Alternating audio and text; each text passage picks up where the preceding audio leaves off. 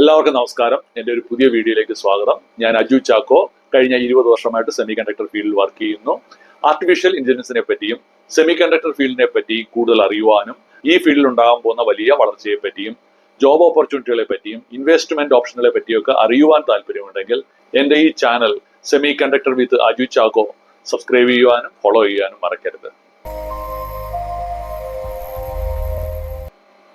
നമ്മുടെ ഗൂഗിളിന്റെ പേരന്റ് കമ്പനിയായ ആൽഫാബെറ്റിന്റെ സിഇഒ നിങ്ങൾക്കെല്ലാം പരിചിതനായ നമ്മുടെ ഇന്ത്യക്കാരനായ സുന്ദർ പിച്ചയോട് ഒരു വീഡിയോ പോഡ്കാസ്റ്റിൽ അതിന്റെ ഹോസ്റ്റായ ലെക്സ് ഫ്രീഡ്മാൻ ഒരു ഇൻട്രസ്റ്റിംഗ് ആയിട്ടുള്ള ചോദ്യം ചോദിക്കുകയാണ്. നമ്മുടെ ഇതുവരെയുള്ള ഹ്യൂമൻ ഹിസ്റ്ററിയിൽ അല്ലെങ്കിൽ നമ്മുടെ ഹ്യൂമൻ സിവിലൈസേഷനിൽ ഇതുവരെ ഉണ്ടായ എല്ലാ വലിയ കണ്ടുപിടുത്തങ്ങളെയും അത് നമ്മുടെ ഹ്യൂമൻ ലൈഫിൽ ഉണ്ടാക്കിയ ട്രാൻസ്ഫോർമേഷൻ അല്ലെങ്കിൽ നമ്മുടെ പ്രൊഡക്ടിവിറ്റിയിൽ ഉണ്ടാക്കിയ ഇംപ്രൂവ്മെന്റ്സിനെ വെച്ചൊക്കെ ഒന്ന് റാങ്ക് ചെയ്യുകയാണെങ്കിൽ ഏറ്റവും വലിയ കണ്ടുപിടുത്തം ഏതാണ്?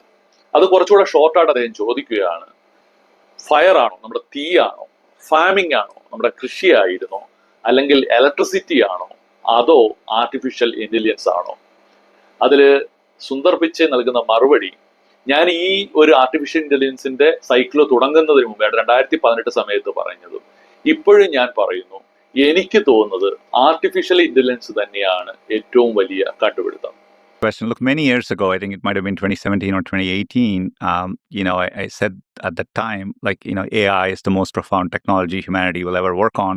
It'll be more profound than fire or electricity. So I have to back myself. I still think that's the case. ഇത് ഒരു പക്ഷേ നമുക്ക് വലിയ കൺവിൻസിങ് ആയിട്ട് തോന്നാറില്ല. കാരണം നമുക്കറിയാം, ഇലക്ട്രിസിറ്റി പോലെ ഒരു വലിയ കണ്ടുപിടുത്തം, അവിടെ നിന്ന് വലിയൊരു ട്രാൻസ്ഫോർമേഷൻ ആണ് ഉണ്ടാകുന്നത്, അല്ലെ?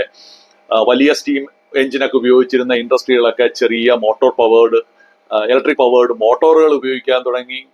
പിന്നെ അതിനുശേഷം തോമസ് ആൽവ എഡിസൺ ബൾബ് കണ്ടുപിടിച്ചു. അതോടെ ഇൻഡസ്ട്രികളിലെല്ലാം 24 hours വർക്ക് ചെയ്യാൻ തുടങ്ങി. അത് നമ്മുടെ വീടുകളിലും വന്നു. അതിനുശേഷം അതിനെ വെച്ച് ഒരുപാട് ഉപകരണങ്ങൾ, TV, ഫ്രിഡ്ജ് പോലുള്ള ഒരുപാട് ഉപകരണങ്ങൾ നമ്മൾ ഉപയോഗിക്കാൻ തുടങ്ങി.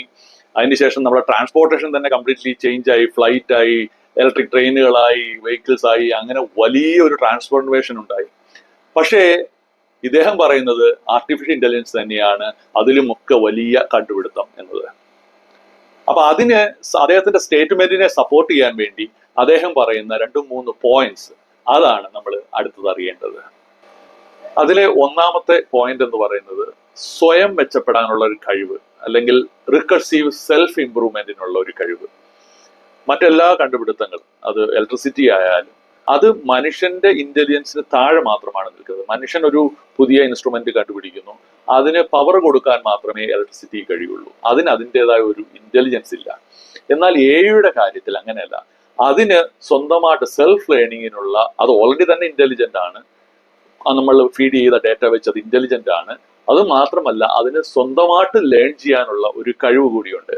ഒരു ഉദാഹരണം പറയുവാണെങ്കിൽ, ഒരു സെൽഫ് ഡ്രൈവിംഗ് കാർ, അതിൽ ഒരുപാട് ക്യാമറകളുണ്ട്, സെൻസറുകളുണ്ട്. ഓരോ ദിവസവും അത് ഡ്രൈവ് ചെയ്ത് പോകുമ്പോൾ ഒരുപാട് കാര്യങ്ങൾ പുതുതായിട്ട് പഠിക്കുകയാണ്. പുതിയ മനുഷ്യർ, അവരുടെ ബിഹേവിയർ, അതിന്റെ റൂട്ടുകൾ, അതിന്റെ ട്രാഫിക് സിഗ്നൽസ്, അത് ഓരോ കാര്യവും സ്വന്തമായിട്ട് കണ്ട് മനസ്സിലാക്കി പഠിച്ച് അതിന്റെ തന്നെ സ്വന്തമായിട്ട് പ്രോഗ്രാം ചെയ്ത് സെൽഫ് ഇംപ്രൂവ്മെന്റ് നടത്തിക്കൊണ്ടിരിക്കുകയാണ്, അല്ലെ സെൽഫ് ലേണിംഗ് നടത്തിക്കൊണ്ടിരിക്കുകയാണ്.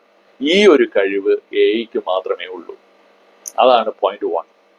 ഇനി പോയിന്റ് 2 എന്ന് പറയുന്നത് പെട്ടെന്ന് വളരാനുള്ള കഴിവ്, റാപ്പിഡ് ഗ്രോത്തിനുള്ള ഒരു കഴിവ്. ഒരു ഉദാഹരണം പറയുവാണെങ്കിൽ, ഇലക്ട്രിസിറ്റി കണ്ടുപിടിച്ചു, പക്ഷെ അതിന് ശേഷം ഒരുപാട് കാലം എടുത്തു അത് സാധാരണക്കാരിലേക്ക് എത്താൻ. അല്ലെങ്കിൽ എല്ലാ ഇൻഡസ്ട്രികളും ഒക്കെ അതനുസരിച്ച് സ്റ്റീം എഞ്ചിനുകളൊക്കെ മാറി പുതിയ മോട്ടോർ ഒക്കെ വരാൻ ഒരുപാട് സമയമെടുത്തു. എന്നാൽ AI കാര്യം അതല്ല.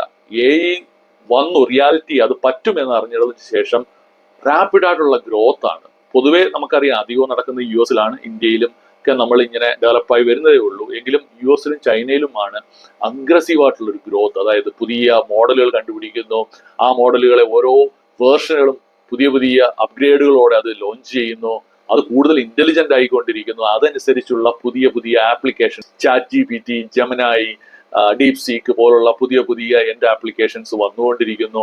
അതേപോലെ തന്നെ വീഡിയോ എഡിറ്റിംഗ് പോലുള്ള പുതിയ പുതിയ ആപ്ലിക്കേഷനുകൾ ഉണ്ടാക്കിക്കൊണ്ടിരിക്കുന്നു. അപ്പോൾ അത് പുതിയ ടൂൾസ് വരുന്നതും അതിന്റെ ഇംപ്ലിമെന്റേഷനും അതിന്റെ യൂസേജും ഒക്കെ വളരെ ഫാസ്റ്റ് ആണ് കമ്പയർ ടു മറ്റ് കണ്ടുപിടുത്തങ്ങളുമായിട്ട് നോക്കുമ്പോൾ. അടുത്തത് പരിമിതികളില്ലാത്ത കഴിവ് അല്ലെങ്കിൽ ലിമിറ്റ്ലെസ് ഗ്രോത്ത് എന്നതാണ്. അതായത് ഒരുപക്ഷെ നിങ്ങൾ അജന്റിക് AI എന്നൊക്കെ ഇപ്പോൾ കേട്ട് തുടങ്ങിയിട്ടുണ്ടാവും.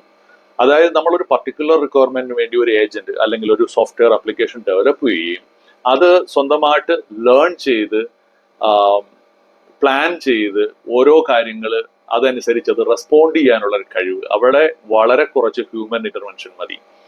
അപ്പൊ സ്വന്തമായിട്ട് ചിന്തിച്ച് പ്രവർത്തിക്കാനുള്ള ഒരു കഴിവ്, അത് സ്വന്തമായിട്ട് നോളജ് അപ്ഗ്രേഡ് ചെയ്യുകയും സ്വന്തമായിട്ട് പ്രവർത്തിക്കാനുള്ള ഒരു കഴിവ് AI വന്നുകൊണ്ടിരിക്കുകയാണ്.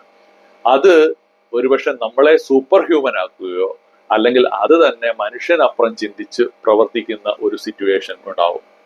അപ്പൊ ഈ കാരണങ്ങൾ കൊണ്ടൊക്കെയാണ് നമ്മുടെ സുന്ദർ പിച്ചൈ പറയുന്നത് ആർട്ടിഫിഷ്യൽ ഇന്റലിജൻസ് മറ്റെല്ലാ കണ്ടുപിടുത്തങ്ങളേക്കും മേലെയാണ്, അതിലും കൂടുതൽ ഒരു ചേഞ്ചസ് ഇന്ന് ഈ മനുഷ്യരാശിക്ക് ഉണ്ടാക്കി കൊടുക്കുവാൻ കഴിയും എന്ന് അദ്ദേഹം വിശ്വസിക്കുന്നത്. അപ്പോൾ അടുത്ത 5 മുതൽ 10 മുതൽ ഒരു 15 വർഷക്കാലം ഒരു റാപ്പിഡ് ആയിട്ടുള്ള ഒരു ചേഞ്ച് ഈ ഒരു ടെക്നോളജി ഏരിയയിൽ നമുക്ക് കാണാൻ കഴിയും.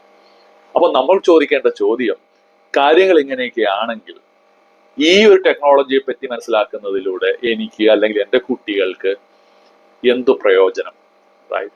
എന്തൊക്കെ ജോലികളാണ് അത് പുതുതായിട്ട് ക്രിയേറ്റ് ചെയ്യാൻ പോകുന്നത്? ഈ ഒരു കമ്പനികളിൽ ഇൻവെസ്റ്റ് ചെയ്യാനുള്ള ഓപ്ഷൻ ഉണ്ടോ? അതുണ്ടെങ്കിൽ എങ്ങനെ ചെയ്യണം? അപ്പോൾ ഇങ്ങനെയുള്ള കാര്യങ്ങളൊക്കെ ഞാൻ കഴിഞ്ഞ 1-2 വീഡിയോയിൽ എക്സ്പ്ലെയിൻ ചെയ്തിട്ടുണ്ട്. അതിന്റെ ലിങ്ക് ഞാൻ ഈ വീഡിയോയുടെ ഡിസ്ക്രിപ്ഷനിൽ കൊടുക്കുന്നുണ്ട്. ദയവായി എൻ്റെ യൂട്യൂബ് ചാനൽ വിസിറ്റ് ചെയ്ത് ആ വീഡിയോകൾ കാണുക. അപ്പോൾ നമുക്ക് ഓൾറെഡി ഇലക്ട്രിക് പവർ ഉണ്ട്, ഇപ്പോൾ AI ഇന്റലിജൻസും ഉണ്ട്. ഇത് രണ്ടും കൂടി ചേരുമ്പോൾ ഈ ലോകത്ത് ഒരുപാട് മാറ്റങ്ങൾ ഉണ്ടാവാൻ പോവുകയാണ്. അപ്പൊ നമ്മളൊരു ഫ്യൂച്ചർ സെനാരിയോ പറ്റി ആലോചിക്കുക. എനിക്ക് പ്രായമായി, കാര്യമായിട്ടുള്ള വർക്കൊന്നും ചെയ്യാൻ പറ്റുന്നില്ല, ചില രോഗങ്ങളൊക്കെ ഉണ്ട്, ബാങ്ക് ബാലൻസ് കാര്യമായിട്ടൊന്നുമില്ല. ഞാൻ ഉള്ളതൊക്കെ വിറ്റുപറക്കി ഒരു പുതിയ ടെസ്ലയുടെയോ അല്ലെങ്കിൽ ഒരു ചൈനീസ് റോബോട്ടിനെയോ വാങ്ങിച്ചു. നമ്മുടെ മലയാളം മൂവി ആൻഡ്രോയിഡ് കുഞ്ഞപ്പനെ കാണുന്നത് പോലെ തന്നെ ഞാൻ അതിനെ വീട്ടിൽ കൊണ്ടുവരികയാണ്. അതെന്റെ ഫിസിക്കൽ ബുദ്ധിമുട്ടുകളൊക്കെ മനസ്സിലാക്കി എന്നെ സപ്പോർട്ട് ചെയ്യുന്നു. എൻ്റെ മെഡിക്കൽ വിവരങ്ങളൊക്കെ അറിഞ്ഞ് എനിക്ക് സമയത്ത് മരുന്നും കാര്യങ്ങളും ഒക്കെ തരുന്നു. അത് പിന്നീട് മനസ്സിലാക്കുന്നു എൻ്റെ ബാങ്ക് അക്കൗണ്ടിലും കാര്യമായിട്ടൊന്നും ഇല്ല എന്നത് മനസ്സിലാക്കുന്നതോടെ അത് സ്വന്തമായിട്ട് തന്നെ ഓൺലൈനിൽ അപ്ലൈ ചെയ്യുന്നു. ഒരു ഫാർമസ്യൂട്ടിക്കൽ കമ്പനീസിൽ അവരുടെ മെഡിസിൻ ഉണ്ടാക്കുന്ന സെക്ഷനിൽ അവർക്ക് ഓൺലൈൻ സപ്പോർട്ട് വേണം, അത് മനസ്സിലാക്കുന്നു. അത് ആക്റ്റീവായിട്ട് അതിന് ആ വർക്കിൽ ജോയിൻ ചെയ്യുന്നു. അതിന്റെ ഒരു കോമ്പൻസേഷൻ ആയിട്ട് കുറച്ച് പൈസ അത് ഡോളറിലോ അല്ലെങ്കിൽ ക്രിപ്റ്റോ ആയിട്ടോ എൻ്റെ അക്കൗണ്ടിൽ ക്രെഡിറ്റ് ചെയ്യുന്നു. അപ്പോൾ എനിക്ക് TV ഉണ്ട് അല്ലെങ്കിൽ മൊബൈലിൽ സ്ക്രോൾ ചെയ്തുകൊണ്ട് എൻ്റെ ഫിറ്റ്നസിനെ മാത്രം കൂടുതൽ ഫോക്കസ് ചെയ്ത് റിലാക്സ് ചെയ്ത് ജീവിച്ചാൽ മാത്രം മതി. മറ്റുള്ള എല്ലാ കാര്യങ്ങളും ഈ റോബോട്ട് നോക്കിയോളും. ഒരു മനോഹര സ്വപ്നം പോലെ നമുക്ക് തോന്നുന്നുണ്ട് അല്ലേ? പക്ഷേ നമ്മുടെ ടെസ്ലയുടെ ഫൗണ്ടർ എലോൺ മസ്ക് അവകാശപ്പെടുന്നത് ഇങ്ങനെയൊക്കെ തന്നെയാണ് സംഭവിക്കാൻ പോകുന്നത്. അദ്ദേഹത്തിന്റെ ടെസ്ലയുടെ ഒപ്റ്റിമസ് എന്ന ബ്രാൻഡിലുള്ള ഏകദേശം 10 ബില്യൺ ഹ്യൂമനോയിഡ് റോബോട്ടിക്സ് ആണ് 2040 ആകുമ്പോഴത്തേക്ക് മാർക്കറ്റിൽ വരാൻ പോകുന്നത്. ഈ റോബോട്ടുകൾക്ക് നമ്മുടെ വീട്ടിലെ കൂടുതൽ ഹ്യൂമൻ എഫോർട്ട് വേണ്ട അല്ലെങ്കിൽ ആ എക്സ്പെർട്ടൈസ് വേണ്ടതും വേണ്ടാത്തതുമായ ജോലികളൊക്കെ തന്നെ ഈ റോബോട്ടുകൾക്ക് ചെയ്യാൻ കഴിയുമെന്നും നമുക്ക് വളരെ കുറച്ച് ടൈം മാത്രം വർക്ക് ചെയ്താൽ മതിയെന്നും ബാക്കിയുള്ള സമയം നമുക്ക് റിലാക്സ് ചെയ്യാൻ പറ്റുമെന്നൊക്കെയാണ് അദ്ദേഹം അവകാശപ്പെടുന്നത്. ഇത് പറയുന്നത് എലോൺ മസ്ക് ആയതുകൊണ്ട് സംഭവിക്കത്തില്ല എന്ന് പറയാൻ നമുക്ക് പറ്റില്ല. അപ്പോൾ ഇങ്ങനെയുള്ള കാര്യങ്ങളുടെ ഏറ്റവും ലേറ്റസ്റ്റ് അപ്ഡേറ്റുകൾക്കായി എൻ്റെ ചാനൽ സബ്സ്ക്രൈബ് ചെയ്യുവാനും ഫോളോ ചെയ്യാനും മറക്കരുത്. Thank you.